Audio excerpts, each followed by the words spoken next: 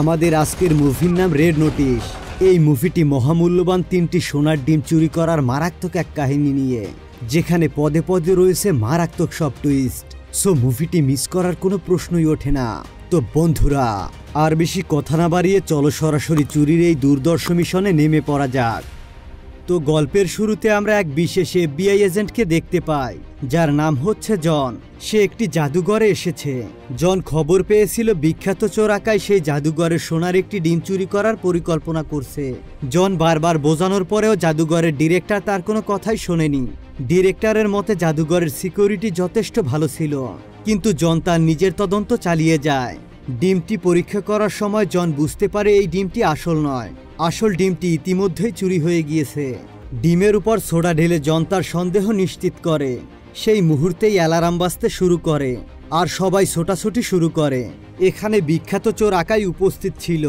জন তাকে দেখেই বুঝে যায় সেই হচ্ছে চোর। তখনই জন তার পেছনে পেছনে দৌড়াতে শুরু করে, কিন্তু আকাই তার দুরন্ত পারফরমেন্স স্কিল ব্যবহার করে, আর সে সবাইকে ফাঁকি দিয়ে সেখান থেকে পালিয়ে যায়।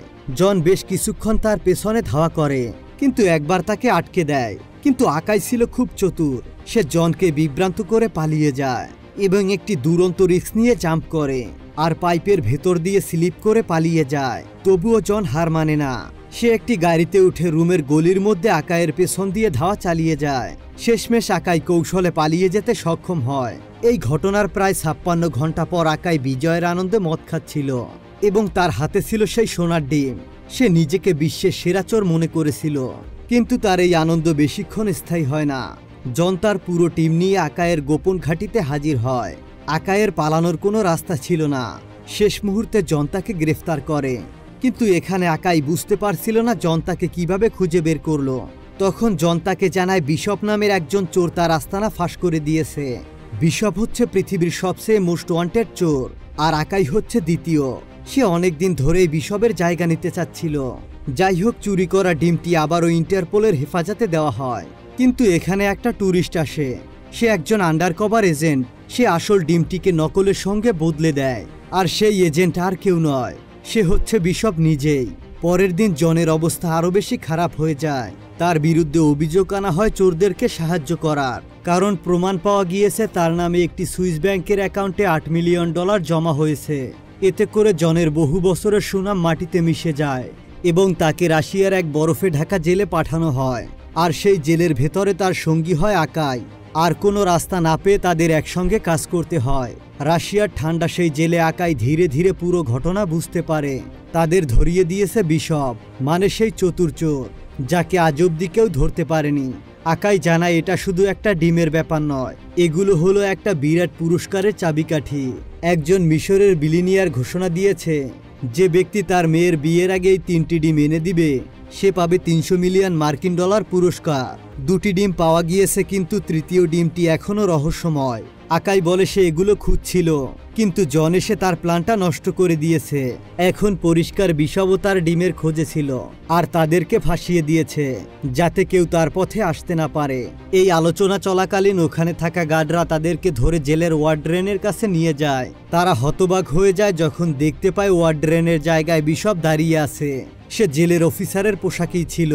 সে আকাইকে অফার দেয় তার কাছে 2টি ডিম আছে, তৃতীয়টি চুরি করার প্ল্যান সে বানিয়েছে, আর সে যদি তৃতীয় ডিমটি খুঁজে দিতে সাহায্য করে তবে সে পুরস্কারের 10% তাকে দিবে। আকাই সেই প্রস্তাব প্রত্যাখ্যান করে, কিন্তু বিশপের এতে কিছু যায় আসে না। সে চলে যাওয়ার সময় আকাইকে বলে, আমি সব সময় তোমার থেকে 2 কদম এগিয়ে থাকব। তখন জন আকাইয়ের ওপর রেগে যায় এমন সুযোগটা হাতছাড়া করার জন্য। তবুও সে বলে যদি তারা একসঙ্গে কাজ করে তাহলে এই জেল থেকে পালানো তাদের জন্য কিছুটা সহজ হবে। মূলত জনের উদ্দেশ্য ছিল সে যদি বিশপকে ধরতে পারে তাহলে সে নিজের হারিয়ে যাওয়া সম্মান ফিরে পাবে। আকাই একটু দ্বিধায় থাকলেও পরে সে রাজি হয়ে যায়। তাদের পালানোর প্রথম ধাপ ছিল ডাইনিং হলে একটি মারামারি বাঁধানো। এরপর আকাই চিৎকার করে বলে জন একজন আন্ডারকভার FBI এজেন্ট। এতে করে এক ভয়ঙ্কর কয়েদি জনের উপর চড়াও হয়। এরপর পুরো জেলে হাঙ্গামা শুরু হয়ে যায়। জেলের গার্ডরা এসে পরিস্থিতি সামাল দেওয়ার চেষ্টা করে। সেই বিশৃঙ্খলার মধ্যে আকাই একটি গার্ডের কিকার চুরি করে নেয়। পরে সে জনকে জানায় তার বাবা একজন পুলিশ অফিসার ছিল, কিন্তু সে কখনো তার প্রশংসা করত না। তাই সে সবসময় ভাবত পুলিশ কাদের উপর সবথেকে বেশি নজর রাখে। তাই সে শহরের সবথেকে বড় চোর হয়ে ওঠে। এই কথোপকথনে তাদের সম্পর্ক কিছুটা ঘনিষ্ঠ হয়ে যায়। এরপর তারা দুজন মিলে পরবর্তী পরিকল্পনা করে। তারা একটি অস্থায়ী বোমা তৈরি করে। তাদের বানানো বোমার বিস্ফোরণের ফলে জেলে বিশৃঙ্খলা ছড়িয়ে পড়ে, আর গার্ডদের মনোযোগ অন্যদিকে চলে যায় এবং তারা পালানোর সুযোগ পায়। তারা ধীরে ধীরে একটি দেয়ালে পাথর আলগা করে আর সেখান থেকে বাইরে যাওয়ার রাস্তা তৈরি করে। বিস্ফোরণের পরে তারা দ্রুত দেয়ালের উপরে ওঠে, আর তখনই আকাই হোঁচট খেয়ে পড়ে যাচ্ছিল। ঠিক সেই সময় জন তাকে ধরে ফেলে। তারা কোনো মতে এক হেলিকপ্টার ল্যান্ডিং করার মাঠে এসে পৌঁছায়। সেখানে থাকা গার্ড তার ফোনে মগ্ন ছিল। সে পুতিনের ছবি আর রাশিয়ান মিউজিক উপভোগ করছিল।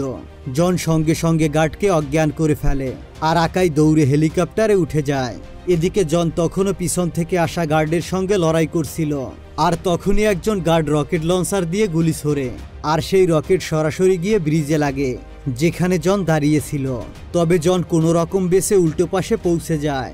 এই বিশাল বিস্ফোরণের ফলে হেলিকপ্টার কেঁপে ওঠে। আকাই চাইলেই একাই পালাতে পারত, কিন্তু সে জনকে ফেলে যেতে চায়নি।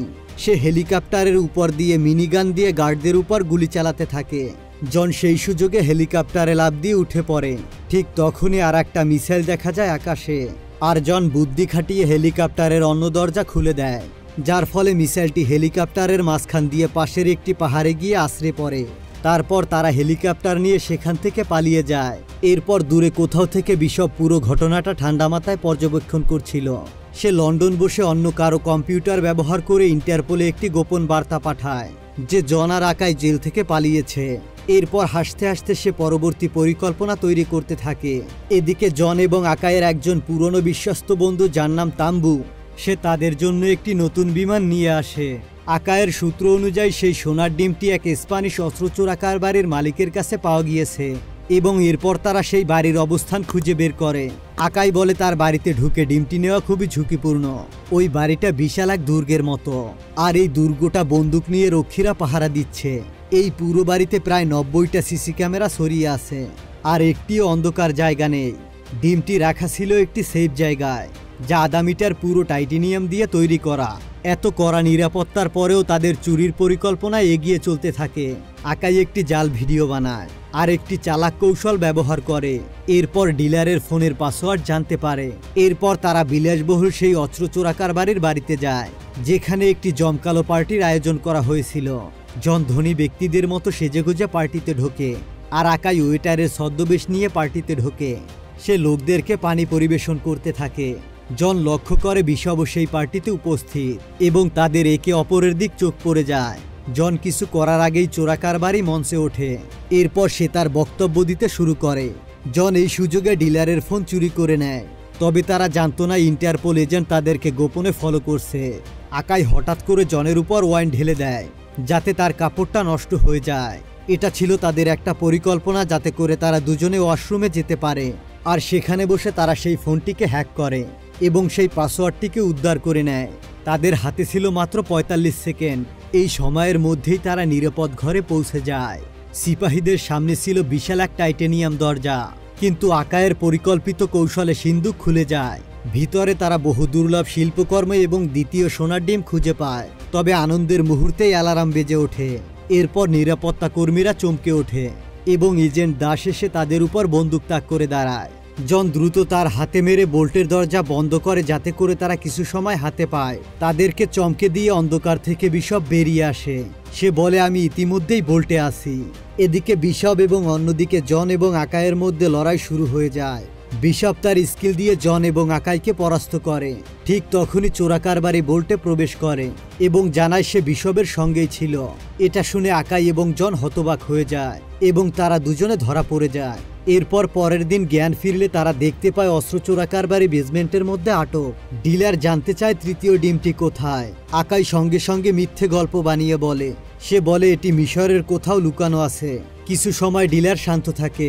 হঠাৎ বিশপ ডিলারকে প্রতারণা করে ঔষধ মেশানো স্যাম্পল খাওয়ায়। এরপর ডিলার অজ্ঞান হয়ে যায়। বিশপ জন এবং আকাইকে বেঁধে রেখে হাসি মুখে দ্বিতীয় ডিমটি নিয়ে বেরিয়ে যায়। কিছুক্ষণ পর ডিলারের জ্ঞান ফিরে আসে।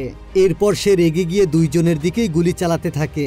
একটি গুলি দড়ি কেটে দেয়। তারা মুক্ত হয়ে গোপনে পালিয়ে যায়। তবে বাইরে এসে দেখতে পায় তারা একটি ষাঁড়ের লড়াইয়ের মঞ্চে চলে এসেছে। হঠাৎ বিশাল একটা রাগান্বিত ষাঁড় তাদের দিকে দৌড়ে আসে। এরপর জন কোনো মতে নিজেকে বাঁচিয়ে নেয় আর একাই ক্লান্ত হয়ে রিংয়ের দেয়ালে উঠে পড়ে। তারা দুজনেই শেষ পর্যন্ত পালাতে সক্ষম হয়। রাতের বেলা জন প্রথমবারের মতো নিজের মনের কথা খুলে বলে। একটু দ্বিধাবোধ করে সে তাকে জানায় তার বাবা ছিল একজন বিখ্যাত চোর, তার বাবা তাকে ছেড়ে চলে যায়। এরপর জন পুলিশ বাহিনীতে যোগ দেয়, কারণ সে এখন চোরদেরকে ঘৃণা করে। আর এগুলো আকাই মনোযোগ দিয়ে শুনতে থাকে এবং জনের মনের ব্যথা অনুভব করতে পারে। তখন সে একটি গোপন কথা ফাঁস করে দেয়। সে তাকে জানায় সে জানে তৃতীয় ডিমটি কোথায় আছে। আকাই জানতো যে দ্বিতীয় বিশ্বযুদ্ধের পরে এক জার্মান অফিসার আর্জেন্টিনায় পালিয়ে গিয়েছিল একটি সুটকেস নিয়ে, যার মধ্যে ছিল কিছু গুপ্তধন ও একটি ঘড়ি। আর সেই ঘড়ির মধ্যেই লুকানো ছিল তৃতীয় সোনার ডিমের অবস্থান। ঘড়ির ভেতরে থাকা কোড ভাঙতে পারলেই সেই অমূল্য ডিম পাওয়া সম্ভব। বহু বছর পর আকাইয়ের বাবা, যিনি একজন অভিজ্ঞ গুপ্তধন অন্বেষণ ছিলেন, সেই ঘড়িটি খুঁজে বের করে। তিনি সূত্র অনুসরণ করে পৌঁছে যান একটি পুরনো বাংকারে, যা আর্জেন্টিনার জঙ্গলের গভীরে লুকানো ছিল। আকাই বহু বছর ধরে সেই কাহিনীর সব টুকরো জোড়া লাগিয়ে এবার শেষমেশ শেষ পৃষ্ঠাও খুঁজে পায়। জন এবং আকাই প্রস্তুতি নিয়ে সেই জঙ্গলের দিকে রওনা হয়। ঘন জঙ্গল এবং বিপজ্জনক জলাভূমি পেরিয়ে তারা শেষমেশ সেই পুরনো বাংকারে ফিরে যায়। এরপর তারা ভিতরে প্রবেশ করতেই হঠাৎ লাইট জ্বলে ওঠে, যেন সময় থেমে গিয়েছে। স্টিলের এক বাড়ির দরজার উপরে তারা দেখতে পায় সেই পুরনো আমলের ধন সম্পদ এবং তার মাঝখানেই ঝকঝক করে জ্বলছে তৃতীয় সোনার ডিম। কিন্তু তাদের খুশি বেশিক্ষণ স্থায়ী হয় না। ঠিক তখনই সেখানে প্রবেশ করে বিশপ। সে শুরু থেকে তাদেরকে অনুসরণ করছিল। কিছুক্ষণের মধ্যে একজন দাস তার স্কট নিয়ে পৌঁছে যায়। সেই ছোট্ট বাংকার মুহূর্তের মধ্যে এক যুদ্ধক্ষেত্রে পরিণত হয়। তারা তিন দিক থেকে গুলি ছুড়তে থাকে। সবাই চায় এই গুপ্তধন দখল করতে। এই বিশৃঙ্খলার মধ্যে জন, আকাই, বিশপ মিলে একটি পুরনো গাড়িতে উঠে পালানোর চেষ্টা করে। তারা গাড়িটিকে দ্রুত চালিয়ে জঙ্গলের ভেতর দিয়ে বেরিয়ে আসে, কিন্তু হঠাৎই রাস্তা শেষ হয়ে যায় এবং তারা একটি বিশাল জলপ্রপাতের উপর দিয়ে সোজা নদীতে পড়ে। এরপর আকাই উপরে উঠে দেখতে পায় তার হাতেই সেই সোনার ডিম, কিন্তু সে বুঝতে পারে জন নিখোঁজ হয়ে গেছে। এক মুহূর্তে সে না ভেবে আবারও পানিতে ঝাঁপ দেয় আর জনকে খুঁজতে থাকে। কিন্তু তখনই বাস্তবতা সামনে আসে। জন এবং বিশপ শুরু থেকেই একটি টিম ছিল। তারা একে অপরের প্রেমে হাবুডুবু খাচ্ছিল এবং পুরো খেলায় তারা আকাইকে ব্যবহার করার জন্য সাজিয়েছিল, যাতে সে তাদেরকে তৃতীয় ডিমের অবস্থান জানায়। এরপর তারা আকাইকে একটি গাছে বেঁধে রাখে। 3টি ডিম নিয়ে তারা জঙ্গলে হারিয়ে যায়। আকাই এখানে কিছুই করতে পারে না, সে শুধু অপলক তাদের দিকে তাকিয়ে থাকে। এরপর দেখা যায় মিশরের এক জমকালো রাজপ্রাসাদে একটি বিয়ের উৎসব চলছে। সেই মিশরের বিলিনিয়ারের মেয়ের বিয়ে। শীঘ্রই 3টি ডিম প্রদর্শিত হবে সবার সামনে।